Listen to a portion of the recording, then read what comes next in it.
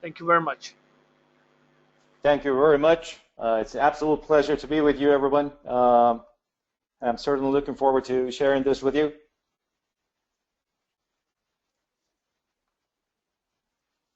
And let's get straight to it, absolutely. And let me share with you something that I'm deeply passionately connected to, and I certainly believe that life's not measured by the number of breaths we take, but by the, let me see if I can get rid of this, but by the moments that truly take our breath away, and those special experiences are something that really matters. Now, when we start looking into the world of workplace and the environment in workplace, now this whole thing changes, and those breathtaking moments that we so really long for some reason don't seem to be there.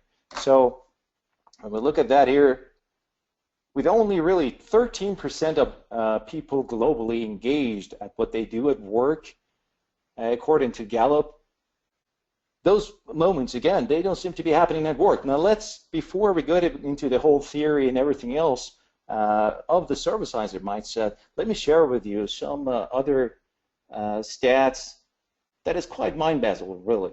So according to Gallup, beside of the 13% that are engaged, we got another 20% of employees who are actively disengaged. That means they really are interruptive and disruptive in their workplace, and the remaining 67% would like to believe that perhaps they're just an average workers going around minding their business, but in fact, they are defined and classified as disengaged as well. So there are those who just waiting for the next coffee or tea break and just basically looking forward to the couple of weeks or maybe days of vacation that they get on a yearly basis. And frankly, when we spend so much of our time of the healthy, productive years of our lives at work, that shouldn't be really enough. That's not good enough. And we look at the numbers in terms of loss of productivity based on disengagement. Only in the U.S., we lose about $450 billion annually, according to Gallup again. And absenteeism, which is another result of disengagement, costs the U.S. only again over $84 billion. Not to speak of the turnover of good talent and people that companies or organizations experience due to disengagement. Now, going back to productivity, 12 times difference in terms of how disengaged employees perform versus productive, engaged employees. And funny enough, disengaged employees actually commit 100 times more errors. Now, if that's not convincing enough, let's look at it at a global level, on a high level, at a board level. And earnings per share, according to Gallup, is impacted as well. A company with talented management and engaged employees actually generally has 147% better earnings per share versus a company that doesn't. So all this raises really the question. So for our talks today, I'd like to wonder, could we in fact change the way we interact and work with each other in the workplace, and by looking at that differently, change the experiences that we have at work, create more unforgettable moments, and perhaps, just perhaps, with the change of engagement and our motivations, maybe we can change the productivity, maybe we can change the engagement and motivation level. So without further ado, let's look at some of the learnings that I hope that the servicizer model and this brief presentation for you will help you to achieve. And that would be basically through the servicizer mindset to allow an individual engagement, performance, and excellence model in the way we think, and also to open up our view and approach towards being able to offer better service and better customer experience overall on a continuous basis. Now also, hopefully this offers also a new motivation for us as individuals, whether we're executives or single performers, individuals, to perform better and excel on a daily basis. And fundamentally, we could create a common language between both leadership and employees, and to welcome change because we want to be better, and to create this true continuous improvement culture. And in order to do that, I'd like to share with you, and basically I would need to share with you the overall journey that I've personally gone through in order to be able to kind of develop and fundamentally get to this point of creating the servicizer mindset. So as you might have seen in my profile picture, I don't look like the typical Swedish person, and I may not sound like one either, but I am actually an unlikely Swede from this little beautiful island called Gotland in the middle of the Baltic Sea outside of Stockholm. And the city is called Visby. It's about 25,000 inhabitants in the city, and overall just 50,000 people. However, this island is truly touristic, and each summer you get about over 1 million visitors from mainland Sweden and Northern Europe to visit the island. So when you grow up in this place, you will sooner or later end up in a situation where you're working within tourism, within hospitality, or one way or another connected to this industry. And of course, when I was in school during the summer periods, I would start doing summer jobs, and I quickly got into the situation where if you're working really hard and you're stressed, you got to start develop this positive attitude to try to manage stress and take a step back from the situation and figure out how am I managing these situations. So I learned that very quickly to not to be bothered by stress, but to let that actually engage me and drive my engagement on a higher level so that I could actually meet any challenge that I was facing instead of just panicking and freezing in the moment. Now, the good thing from that industry as well, especially if you're working in restaurants, etc., you will have a feedback from your customers who you're trying to delight on a very rapid basis. I mean, basically every time you finish a table, you got to be able to get a wonderful, profound feedback if you're good, or a negative one really quickly, and you can see it immediately, and it just keeps repeating on a daily, hourly basis over and over again.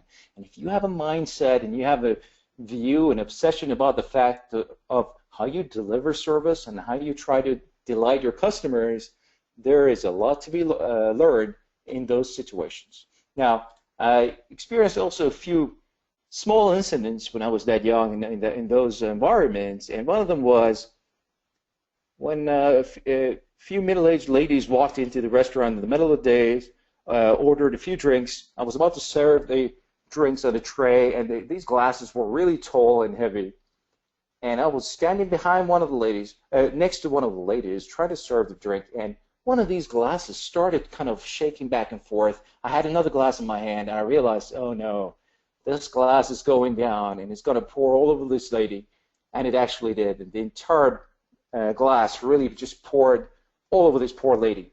And instead of being very angry and maybe leaving the restaurant or anything, of course I started immediately apologizing, offering perhaps dry cleaning, whatever it might be. Of course I did that, but then something happened. They stayed. Of course they didn't have to pay for that first drink, but they had a couple more drinks, and by the time they left, they gave me the biggest tip of the day. And I was just left wondering, what did I do? How did I get away with this completely? And the only thing that I can think about is that I was truly genuine with my apology and the way I was treating them after that.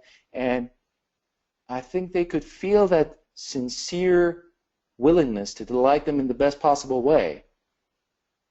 And that's the only reason and explanation I can carry with me ever since. So that you basically fundamentally don't need to be perfect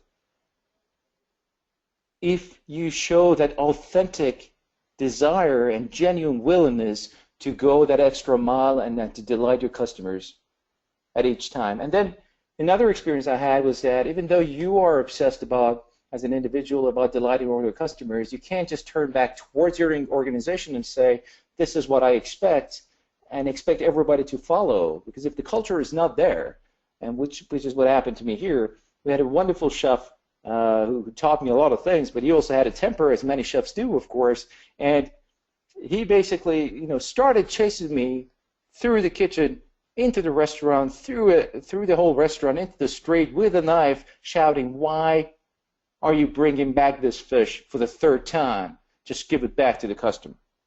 So I had to learn also to be sensitive and delicate about what are others thinking in those environments and what's happening around me. And without trying to impress anybody, the journey that I've been going through on a personal note it's really been about this obsession of how do people interact, how do they communicate with each other, and what's the key in different cultures around the world? What is this key that helps us offer better service, offer delight and a wonderful excellence-driven experience? And how come there are so many people who don't and have no interest, even if it was my friends back then or colleagues, a lot of them just didn't care about it. They couldn't be bothered and necessarily even enjoy spending some time with the customers and communicating with them, which is just a shame. So going through this level, as you see, this is between cities, between countries, and whatever it is, just going through and experiencing these different regions, the cultures, and the different type of people there just brought me so much understanding of what we need to do in order to be service-driven and to also really enhance our own experiences as much as possible. So some of the key aspects of it, of the learnings that I took along, is of course that this concept that we've been hearing in the past few years about human-to-human business instead of B2B or B2C actually really makes sense, because fundamentally we're talking about human beings behind every business. Simon Sinek, who's a very good expert in this area of work and leadership, he always says, we're always in a selling situation, and people don't buy what you offer, they buy why you're offering it, and what's your why behind it, and that's what people buy. And spending some time in Japan, of course, where the customer truly is said to be the king, I also ask myself the question, is the customer truly the king at every situation? Or should they simply be treated as the king, but also educated as far as possible? Because let's face it, customers don't always know exactly what they need and exactly what they should get. If you remember, Henry Ford said that if I would have been asking people what they wanted back then in terms of transport, they probably would have said we want faster horses and not a car. So that's very much true as well, and Steve Jobs had a similar situation. So another fact is, could you actually crown yourself and behave in a way and communicate in a way where you as a customer and consumer maximize your own experience and what you get out of each and every single situation? Now, I can't brag about much in terms of my own skills, but there is one thing that I'm very proud of generally, is that I could walk into a room and try to basically maximize the service and the value that I can gain from that single moment and experience to the very maximum, because I've done it and I've experimented with it for so long. And if you communicate with the individual in front of you in the right way, there is so much excellence and wonderful experiences to be having with that. And again, shouldn't that be more common? It's no rocket science. Now, another project that we had at the business school in Gothenburg when I was studying there was a massive job fair, which was one of the largest in the Nordic countries. And the motto there in the project team, which was run very delicately and wonderfully, was the fact that never say no as the first answer that you give. So whatever request you get from a customer, why say no to start with? I mean, even if you know it's not going to be possible, accept the actual request. But the answer might then afterwards turn out to be to no, but at least you've been made in a gesture of, hey, we are listening. And unfortunately, I mean, I live here in Geneva, in Switzerland. It's a French-speaking part of Switzerland, and I can barely count the amount of times that you hear every now and then when you ask for something and the immediate answer is, c'est pas possible, monsieur, ça c'est pas possible. Which has got nothing to do with the culture or anything, but I'm just saying that that attitude exists all over the world, where people are just too trigger happy about saying no and turning customers down, whatever their request might be. So fundamentally, I ended up in the past few years, since 2008, in Switzerland, and left my corporation about 3 years ago, at which point I started really thinking about what is my passion? What is that music in me that drives me, and what is the contribution that I can offer to the world, and how can I help change the world with this specific obsession I've got about service and customer experience? And I'd like to ask each and every one of you in the audience to actually take a second. Do you know what your passion truly is? What's driving you, your purpose, that music in you, your dreams? Of course you do in one way or another, but are there ways that you combine that with what you do at work and what your position and role is? Because I'm not telling you to leave your job and go follow your dreams and passion unless you know exactly what you're doing and you're taking a good risk, calculated risk. But that is something that I believe far too few of us have the time and the chance to do. And another story and experience that really impacted me, and I still have with me, was again in the city of Gothenburg in Sweden when I was again involved as a student in a lot of projects, and every now and then you had to wear a suit. And I was in some business community meetings, etc., wearing a suit this specific day. And I walked into a department store just to look around a little bit. And of course, as a poor student, almost eating spaghetti every day, you can't really afford these things, but you want to go around and have a look. And so I'm walking around in the men's department, and I come across the store attendant. She starts walking towards me with a smile and obviously asking me, did you find something? Can I help you? And I just wanted to say, well, I'm just looking, thank you very much, trying to get out of the situation, not to buy anything. And then she actually got a little bit closer to me and into a proximity which perhaps would be even too close for the Nordics. And then I'm wondering, what's going on here? And then instead of the smile and everything, she turned very serious, very sad, and started looking me in the eyes immediately and just saying, I am so sorry I have to ask you this, but I am so miserable here at work that coming to work every day just feels like suicide. I can't stand my colleagues, and I just, I'm so sorry again, but I'd like to ask you, you look like a businessman.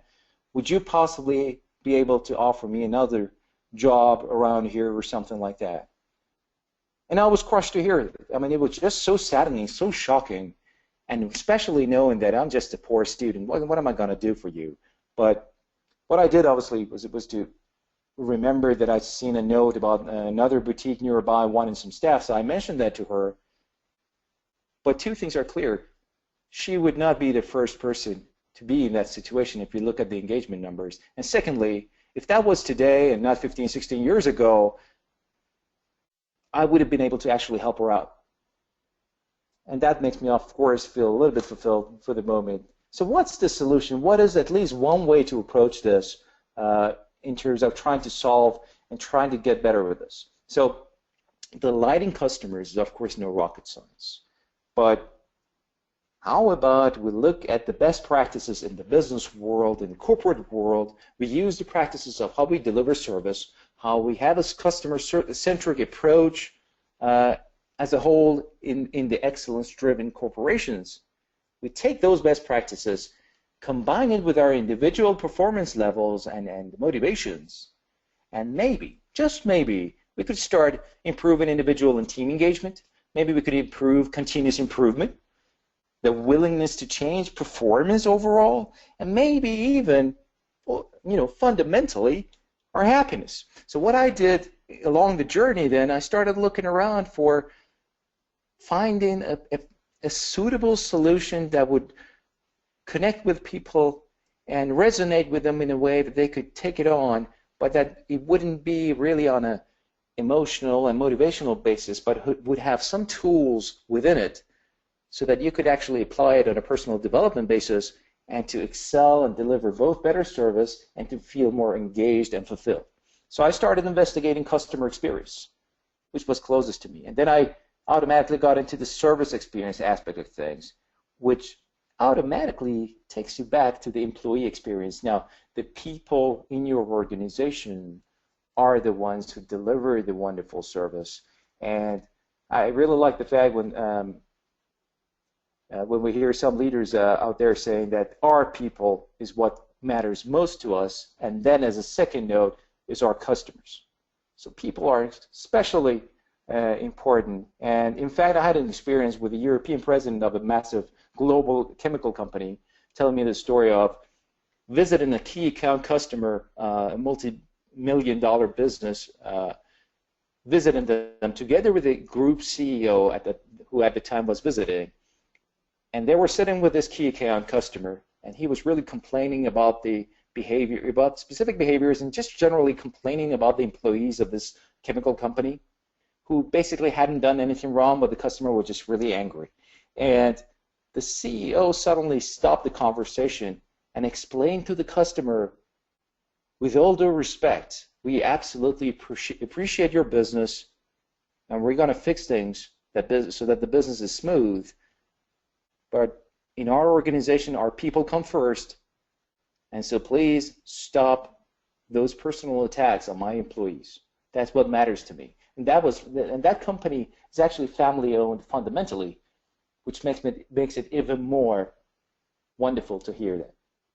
So the overall experience in each category that we see here is based on an overall journey.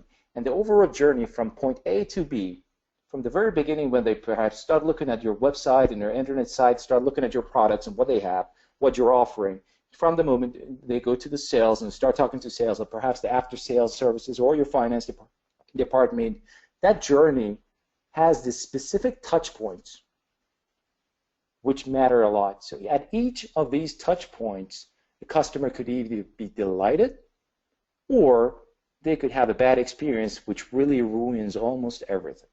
So let's bear this in mind, these concepts, when we go to the other side and started looking.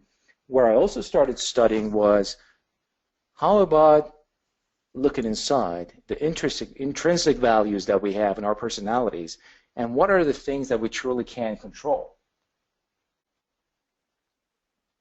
When looking at that, of course, I started studying everything around motivation, inspiration, mindsets, our habits, our worries, our fears. I mean, the worries we have, of course, they should be focused on the things we can control and have an impact on.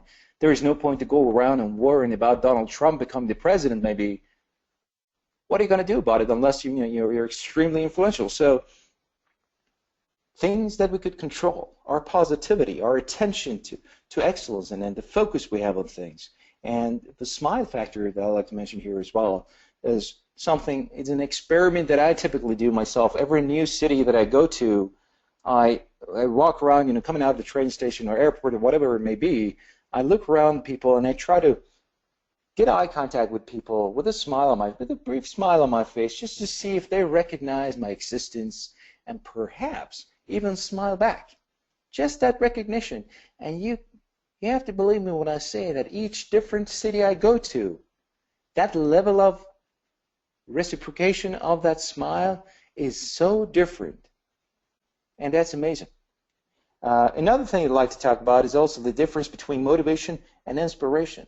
So motivation is that daily grind that drives us and gets us to do these little things and get up on time in the morning, go through our to-do list and whatever it is, and just really get the job done towards our goals. Inspiration is that calling, that dream that just comes to us and gets hold of us and doesn't let us go, and that we can base our goals and fundamentally objectives on. So two different things when we also continue discussing this further.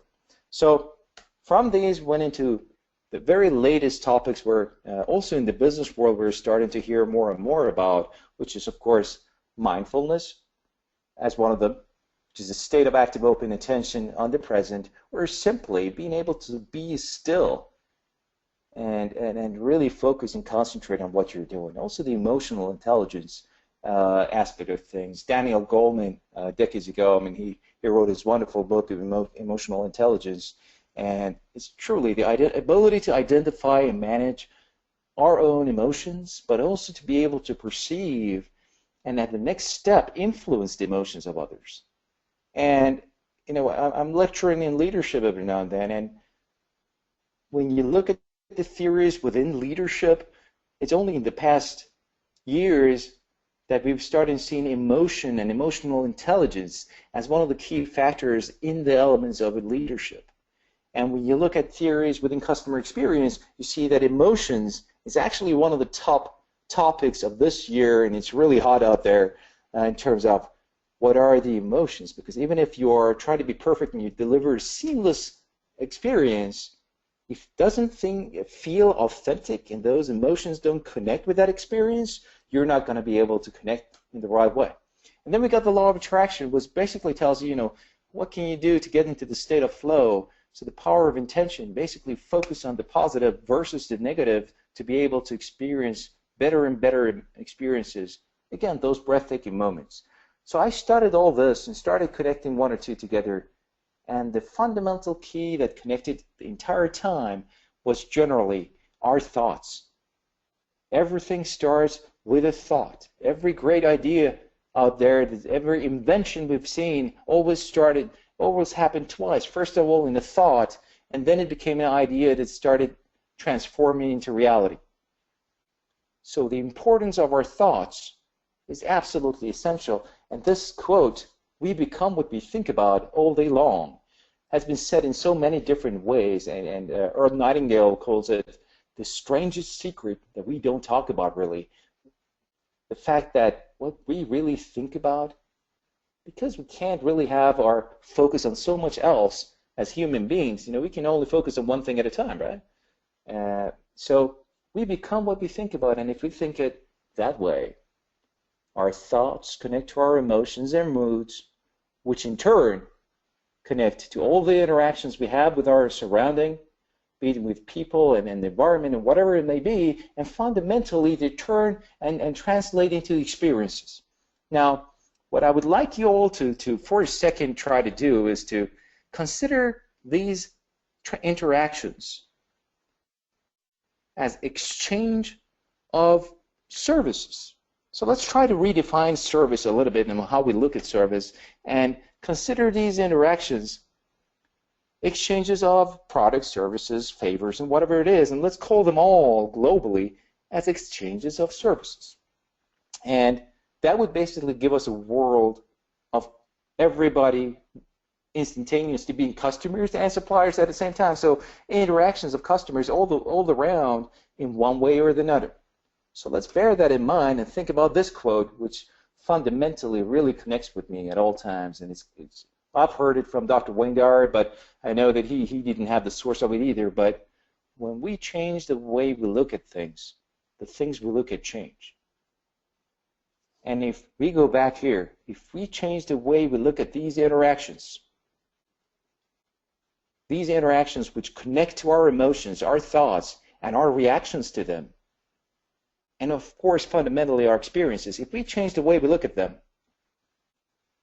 then everything else that we're looking at could possibly change.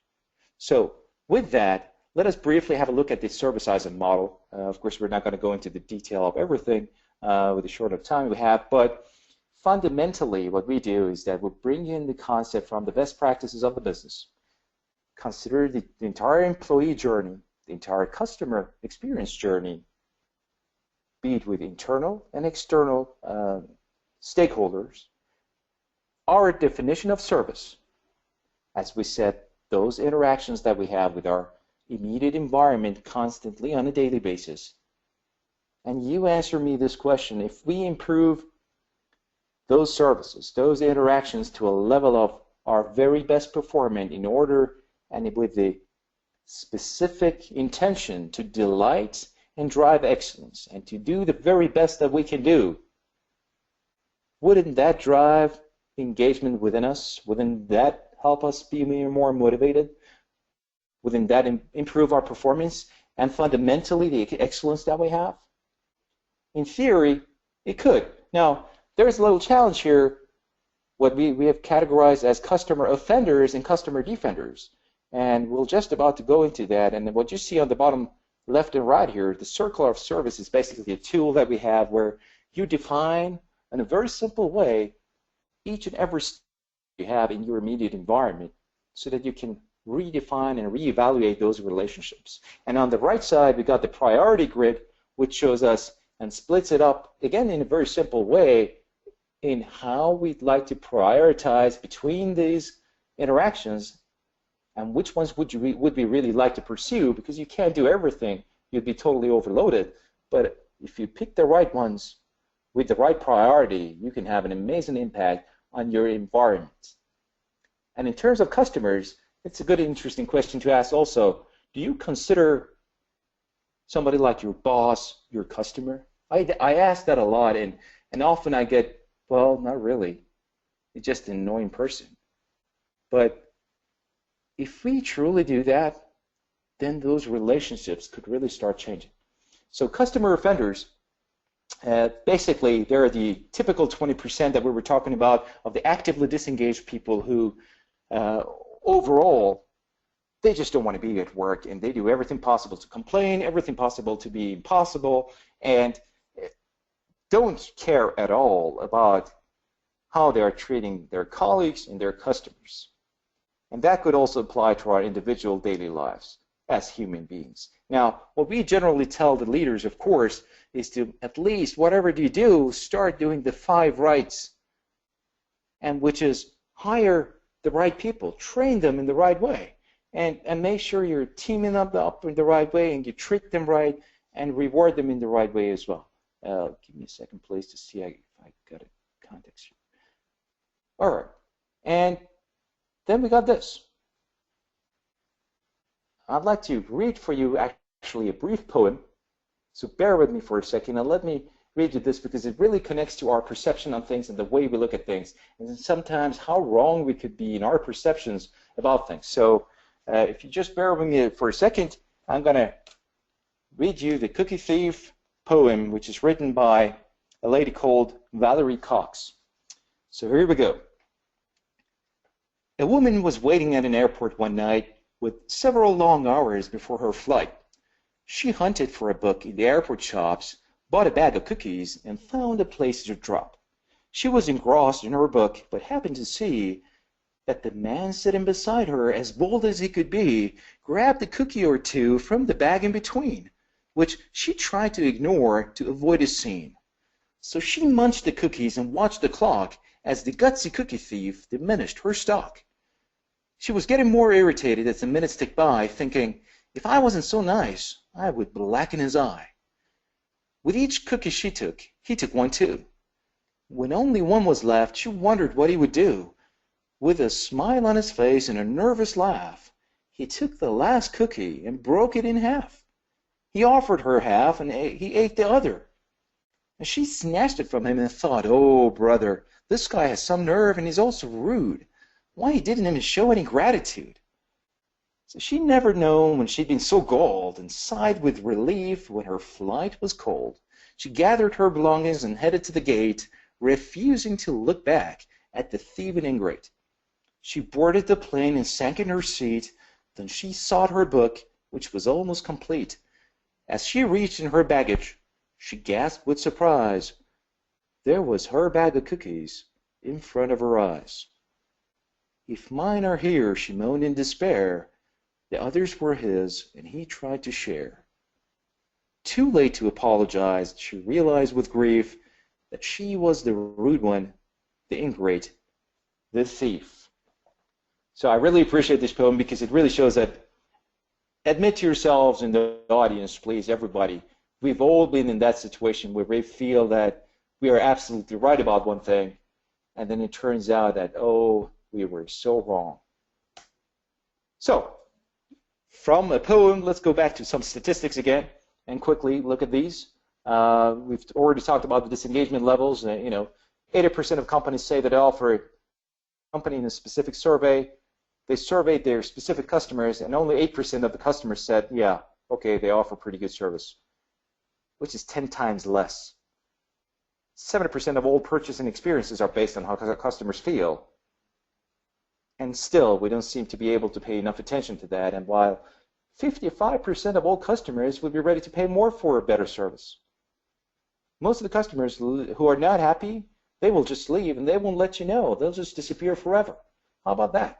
And the customer will probably, 4 times more likely to go to a competitor if your problem is service related. So that's important as well. And let's connect to the far right stats, which says 70% of the U.S. believe that incivility has reached crisis level, and that's bad behavior and rudeness. We were talking about customer offenders, and these are exactly what that situation is. And 25% of people actually admit that they've been taking out their frustration on their customers. So imagine now yourself being in that situation of the business, but being a one-man show, one-man business, and you are that individual who's facing these statistics. It's not too far, it's not to take it too far to imagine that, let's put it this way, that if you believe that 80% of your immediate surrounding of your customers and colleagues, etc., believe that you generally do a great job for them and offer them great service, while in fact only 8% of them would agree with you. How about the fact that imagine that 50% of your immediate surrounding would be happy to reward you much better for what you do for them if you were to better offer them a better service overall and a better experience. So you see right here that we can translate that world of business and some of the statistics there more or less into the individual basis and into our own performance and excellence on a daily basis. And when it comes to service, I really believe that when you stop thinking, wait, what's in it for me, everything I little do in those little transactions, and start thinking, how can I serve and how can I be of excellent service, then things starts really changing. So if I would like you to remember anything in the terms of the defender mindset, I'd like you to practically think about this little thing here. What if we could convert our to-do list? And I hope that everybody keeps a to-do list on a daily basis to be more efficient and productive. What if we can turn and translate those to-do lists into a list of amazing services that we are ready to render and offer to our surroundings? It could be our colleagues, it could be our family, our children, and of course our customers and everybody around us and our managers and bosses. Would you think that you would feel better? You could look yourself in the mirror and say, hey, I did what I could in my very best abilities, and if in the long term if in a while my immediate surrounding don't see that at all and they don't reciprocate on that at all, then maybe I'm in the wrong environment. At least it's worth a try. So Albert Schweitzer says, I don't know what your destiny will be, but one thing I know, the only ones among you who will be really happy are those who have sought and found how to serve. And another one from Zig Ziglar, who was a massive motivational speaker and sales coach. He said, you will get all you want in life if you help enough other people get what they want. So you might ask yourself, why would this even work? What if I do my very best all the time, consider everybody my customers, and I try to do my best all the time, and all I get is overloaded? And in that sense, I'd like to introduce you to the power of reciprocity. Now, I hope that most in the audience should be familiar with the idea of reciprocity, which is basically, in a very simple term, what goes around, what comes around. We as humans in any culture around the world, one way or another, have been educated and taught and conditioned to pay back the service or favor or whatever behavior that's been handed over to us, to pay that back. So if I do you a favor, you do me a favor back, and you feel obligated to do that. And that's backed up within the world of social psychology by an experiment that Philip Kuntz did in the UK in the 1970s, where he actually sent out random addresses, over 600 Christmas cards with specific letters and cards, etc., to completely unknown strangers to households. And behold, he actually received over 200 back.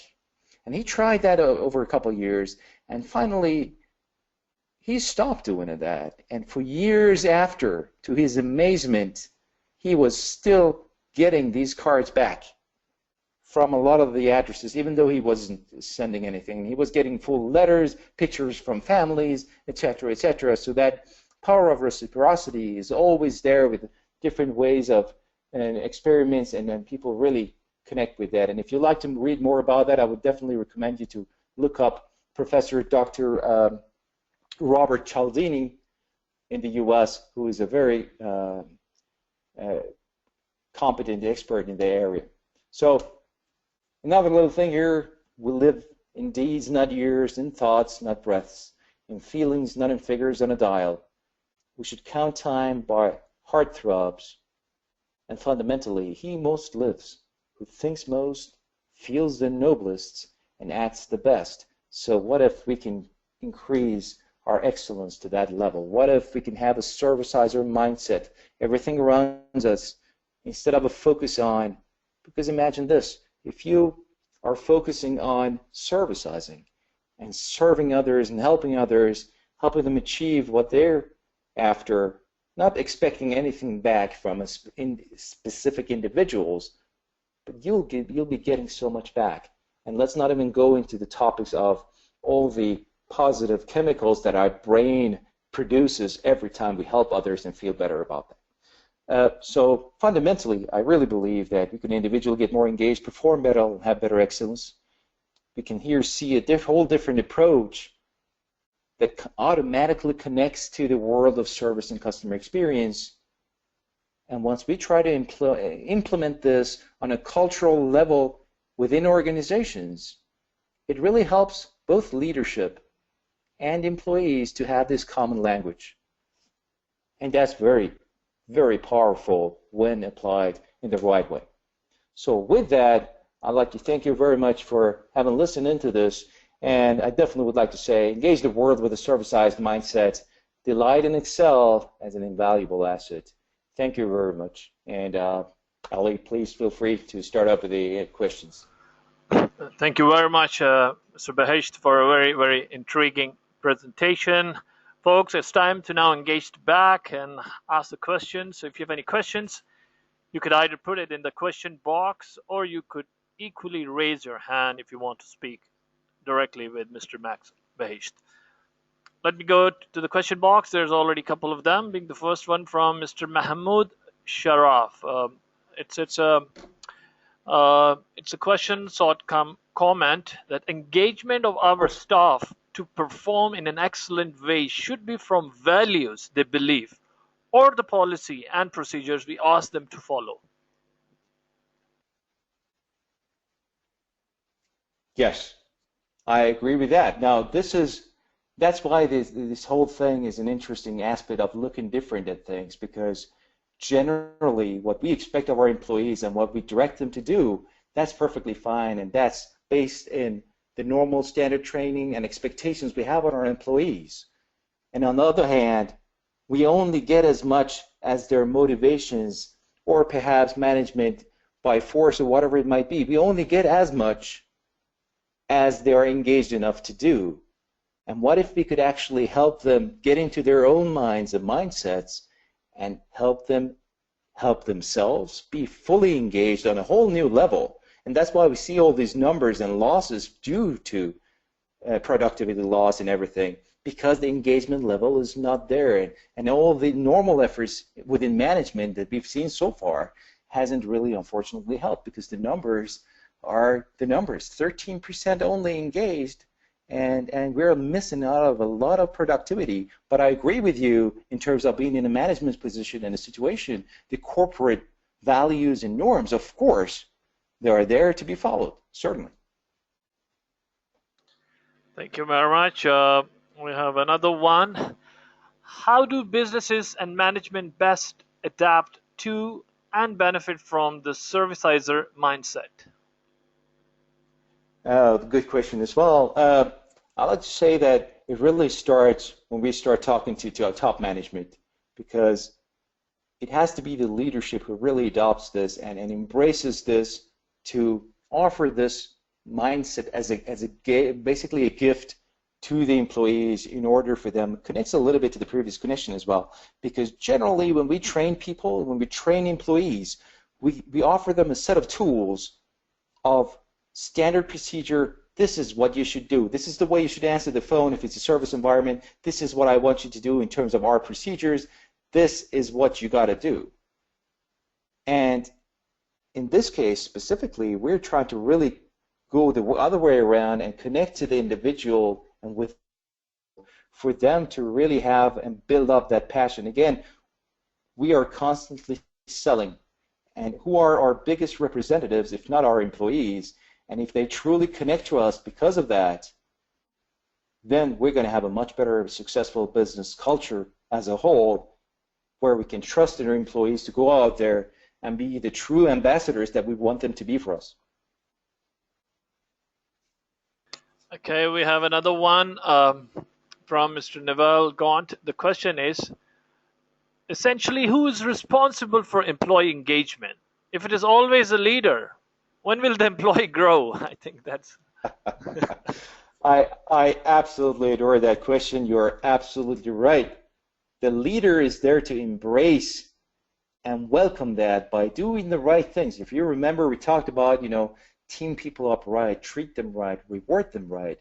But the fundamental engagement, as you said it yourself, it rests with the individual employee, and you can do whatever you can. I mean, you can fire them, you can treat them as badly as you want to force them into something. But if the drive, that deep passion, the willingness to do their very best, if it's not within them, it's not going to come out. So that's why we need to connect to those emotions, allow them for themselves to connect to their calling, to their true calling, and experience that amazing reciprocity that comes back to them.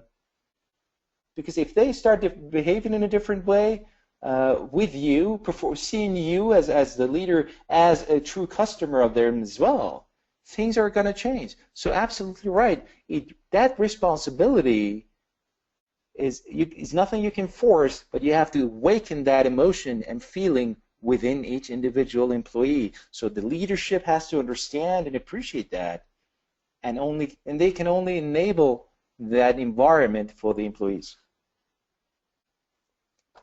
And I think if I may just add to that, there is a structural difference within organizations today, because if I could just continue on that, if you ask a leader, and I do that on a weekly basis, I'm constantly meeting leaders and vice presidents, etc., and I ask them, listen, what about employee engagement? It's so important, we all agree on that.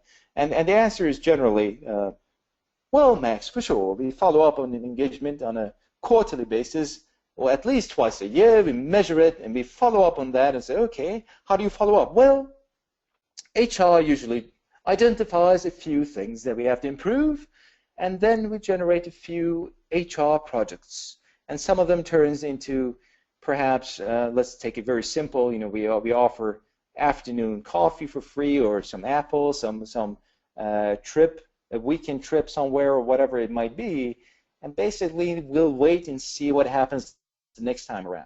And for me, that's so not efficient by far.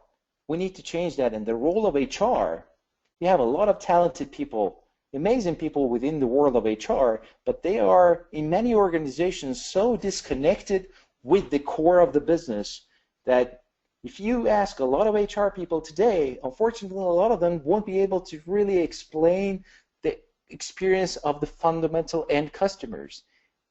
And if they don't understand that, how can they communicate and engage the specific employees in the right way? And so I believe that the fundamental change within the world of HR is already coming. I mean, some people are already talking about the human experience instead of human resources. But that's a fundamental change that I believe is commercial teams that need something like this, a training like this, but it's fundamentally, absolutely the HR organizations as well. Thank you very much. We have another one. How can you assess how engaged the employee would be during recruitment process? Any quick tips or questions to assess the same during interview? Excellent question. Now, in terms of, I haven't specifically looked at how you would, because I'm not doing that part of recruitment. However, I'm about to write an article specifically about what so many companies do wrong in terms of thinking about the talent experience. What you can do is that you make sure that your process is very friendly, is customer focused, and consider also the talent as potential customers. So if you are offering them the best of the experiences that you can in every aspect of your recruitment, if they're applying, you make sure that they get an answer to their application. Don't let them disappear in this black hole of the system. The system Taleo is there and it's very useful, but people need to get feedback. People need to be contacted. They need to feel as human beings when they're trying to, especially good top talent who are trying to get into your organization. There's a reason why they apply to you. And if you ensure the best practices in your recruitment process, and if you still, at that point, sit in an interview and you feel that the talents are not reciprocating that feeling and they're not connecting with you on an engaged level, at that point I would tell you that you got the wrong kind of talent most probably in front of you, especially if you put them through enough interview processes, etc.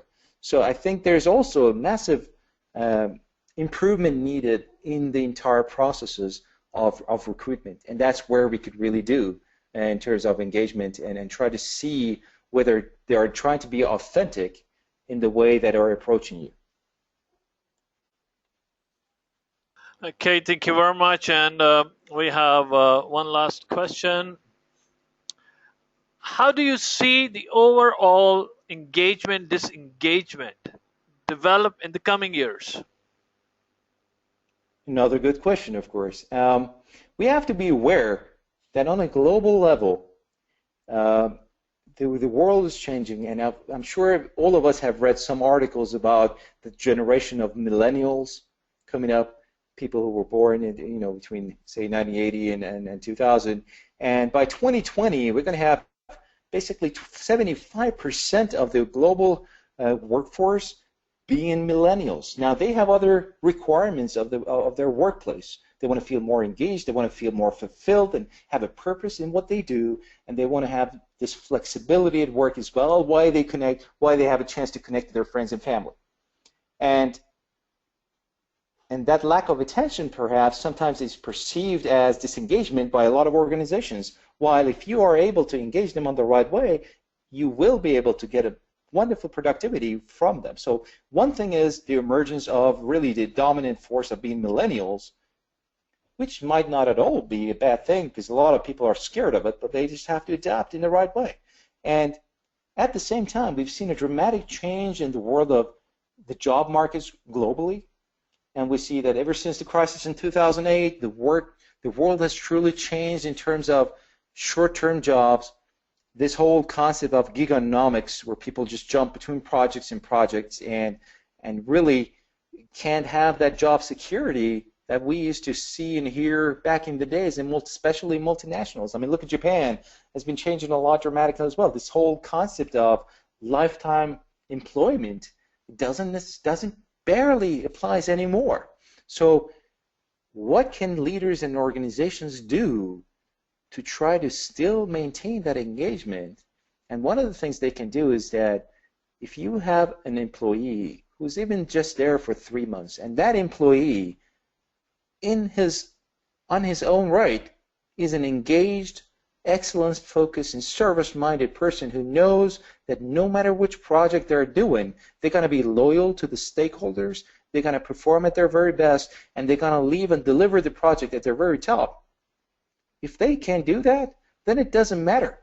Then that job insecurity, which is something that employees unfortunately will have to live with and adapt to, it doesn't have to bother the organizations as much if they know they're getting the right kind of engaged people, and let me put it in a way, the servicized mindsets in their businesses.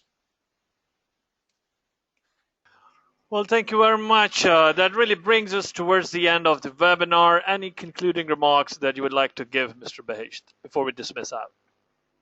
Well, I'd like to thank you very much for this wonderful opportunity to share a few thoughts with your wonderful audience, a whole new region for us, and I'd like to welcome everybody to reach out, absolutely, on LinkedIn or any other way, at your service as much as we can. And fundamentally, again, I really think that when we change the way we look at things and we start seeing things from other perspectives, there is so much excellence that we can create. Thank you very much once again for the valuable presentation that you delivered through the live webinar. So I really want to thank you on behalf of the Madinah Institute for Leadership and Entrepreneurship for this live engagement session that you have taken under. So thank you very much, Mr. Behesht, once again. And thank you all of those who participated in this webinar. I'm taking the liberty to display my screen for the upcoming program that we are having in Madinah in the month of October, which is called Program for Advanced Leadership and Management. Currently, the program is open for enrollment, so you can register for an early bird discount. We're having faculty coming from all across the globe, from top Ivy League schools such as Harvard, Oxford, Rotman Business, Darden, IUC, ISA, Kellogg, London Business School, and much more. So please try to visit mile.org/ajapam. I've just broadcasted the link. With that note, I would like to conclude this session. Also, please be informed that we are recording this session, which will be uploaded on Mile Community. So please stay tuned to community.mile.org or webinar.mile.org to learn about our upcoming webinars, or equally to access the archive section. Thank you very much. You all have a good day, good afternoon, good evening, wherever you are calling from. Wassalamu alaikum wa rahmatullahi wa barakatuh. Thank you very much.